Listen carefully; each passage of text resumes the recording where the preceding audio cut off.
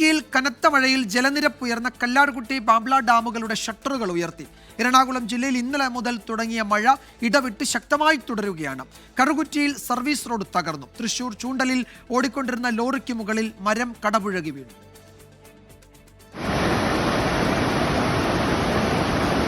തീവ്ര മഴ മുന്നറിയിപ്പില്ലാതിരുന്നിട്ടും ഇന്നലെ രാത്രിയിൽ ഇടുക്കിയിൽ പെയ്തത് അതിശക്തമായ മഴയാണ്. മണിക്കൂറുകൾ കൊണ്ട് കല്ലാർകുട്ടി പാമ്പള ഡാമുകളിലെ ജലനിരപ്പ് പരമാവധി സംഭരണശേഷിയിലെത്തി.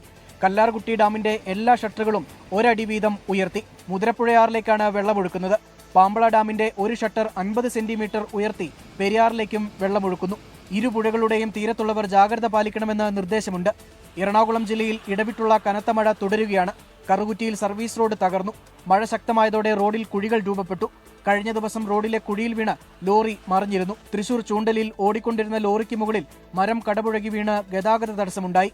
അഗ്നിരക്ഷാസേന എത്തി മരം മുറിച്ചുമാറ്റിയാണ് ഗതാഗതം പുനഃസ്ഥാപിച്ചത്. 24 ഇടുക്കി.